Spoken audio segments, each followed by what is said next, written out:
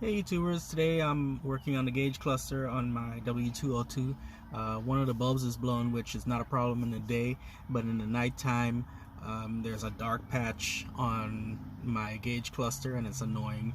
So I'm going to be pulling that apart. If you see me posting videos that you like, go ahead and click like, and if you want to see more of the same, then go ahead and hit subscribe. So the first step in changing the bulb is removing the gauge cluster. And so there's a dark spot over here at night, and then this side over here is well lit, so I'm guessing the bulb that's blown is over on this side. It's kind of annoying. I can't see the fuel gauge, so if I'm doing highway driving at night, then I always got to squint or turn on the dome light to see where my fuel is. Plus, I just like the whole thing to light up. Now, if you've never removed one of these before, then it might be kind of confusing, because if you look all the way around the bezel, there are no screws. There are no tabs. There's nothing to indicate how you would remove it. And then if you start crawling up under the dash, it would be just as confusing. These gauge clusters, as well as the earlier Mercedes, like my 300E that I had, it simply pulls out. Now there's a special tool that you can buy that pulls it out, but I use one of these, just a pick. And so what you do is you come in right here, almost at the bottom, and so this part of the dash is it's foam molded, so it's soft, and you can actually squeeze this tool in between there. And once you get it in there, just turn it a little bit so it'll grab the back of the dash. And you're not going to yank it in one motion. You're kind of wiggling, so you're pulling and releasing pressure, pulling and releasing pressure. And then once you get it to move, like I've gotten it to move a little bit, and then I come over on the other side and I repeat the process. So I just stick that in there, twist it, and I'll feel when I twist it and it locks on there, and it grabs the back of the gauge cluster. Got it that time. And pull a little bit, release a little bit. Pull a little, and you can see it's coming forward a little bit. There it goes. See, it's almost past that edge. And then you come back over here and do it some more. So push this in. And if I was doing this all day, every day, I would probably buy the tools, but I'm doing this for my car, and so it's really not worth it. So now you can see the edge is kind of coming out on this side, not quite on this side. And so I'm gonna do the same thing over here a little bit more. And there she comes. Now, once that's out, I can pull the whole thing out, which I'm gonna do now. Just grab it on both sides with my hand. Hold on, I gotta put my phone down for this.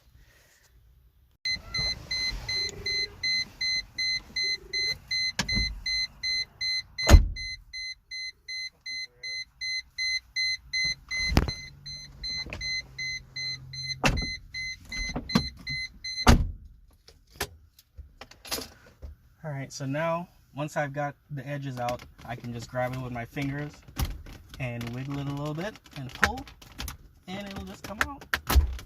Ow.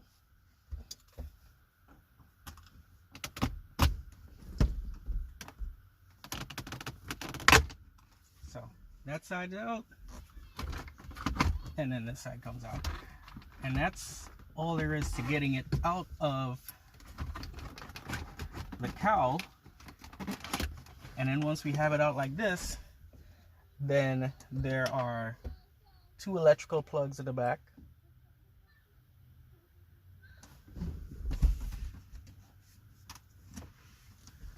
With little retainers. So you have to push it on the retainer.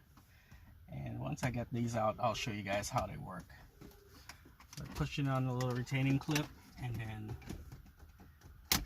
pull it forward, and then the connector just comes out, and you do that on both sides, and then the whole thing just slides out like that. And there's the gauge cluster.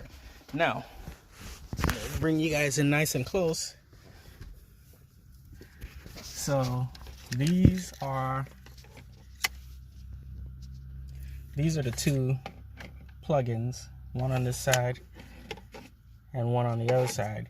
And so when they're plugged into the back of the gauge cluster, they're in this position, and so you have to push in on this little tab right here, and once you push in on it,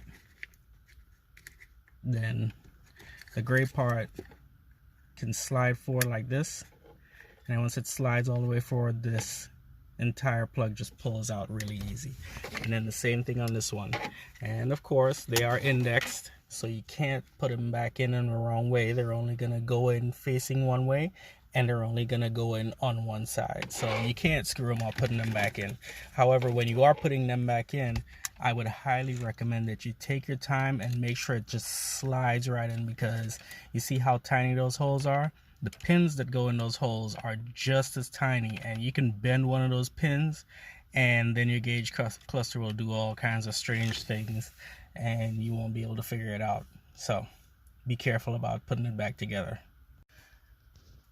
On the back of the cluster, it's pretty straightforward. There was one bulb there and one bulb there. It's like this, and it's just these that go in there, and then they rotate about 90 degrees clockwise to lock in place, and then 90 degrees counterclockwise to remove it.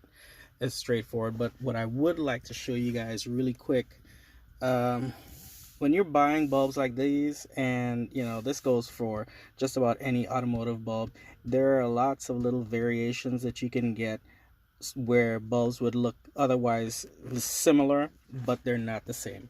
So this is the bulb that I put in, and let me see if I can get my phone to focus on it. It won't. It might, but it's so the bulb says right on the side of it that it's a 2.7 watt bulb. Also, these are the bulbs that I bought, and you can see right here it says 2.7 watts. Now, the reason why I bring that up is because if you look on the back of this gauge cluster, you'll see it says 2 watts there, and then 2 watts there, and then these bulbs are 1.2 watts. And a lot of times you would get gauge clusters and they wouldn't have any kind of indication like that as to what kind of wattage. But this happens a lot of times, especially I would see brake lights where I don't even remember the numbers, but it's the brake lights with the kind of blade fitting that fits into the socket, and it's like 3150 or 3156 or something like that. But you'd pull that brake light, the bulb out of the socket because it's blown, and the socket would look pretty much burnt up, like it was just crispy. You know, sometimes it's actually deformed. The plastic is melted because it got so hot. And the problem with that is that you use too high of a bulb wattage. So this is an old bulb that was in there. Someone had replaced these bulbs before, and they put in a 5 watt bulb. Now that might not sound like a whole lot to you, but that is twice the wattage of the bulb that goes in here. The proper one that goes in here is usually a 2 watt. The lowest wattage one that I could get from the parts store was 2.7 watts, which is close enough. Now, when you look inside the socket, you see how that's all dark brown all along the edges. It looks slightly burnt. That's what happens when you put in a bulb in the socket that's too high of a wattage. It'll look right and it'll work, but it gets hot, and it's the engineers designed this for a certain amount of wattage and a certain amount of heat, and you add wattage to it and it gets too hot, and that's what burns up these sockets. So you have to be mindful. Just because the bulb looks like the right fitting doesn't mean that you just slap it in there and go on your way. You have to actually check, and if you go to the parts store, usually if you tell them the make and model and the application, they'll tell you exactly what the bulb number is, and so you can get the correct bulb for your application, and that way you won't risk burning up the socket and having to find a whole new one of these, or worse yet, you know, making part of your car catch on fire. Or you can, sometimes if you put the wrong wattage in there, it'll just keep blowing fuses, you know, because you figure This is a 5-watt bulb in there. You know, if this gauge cluster took 8 of these and you put 8 5-watt bulbs instead of 2-watt bulbs, you know, you're doubling the load on the fuse box, and you just keep blowing fuses and never figure out why. All right, I put everything back in and put it back together. It's daylight out, so I won't even know if this project was a success or not until later tonight. I guess I'll come back out here and turn the lights on and see if the dash lights up the way it should. But other than that, everything worked as it should. That's how you change the bulbs out on your gauge cluster on w202.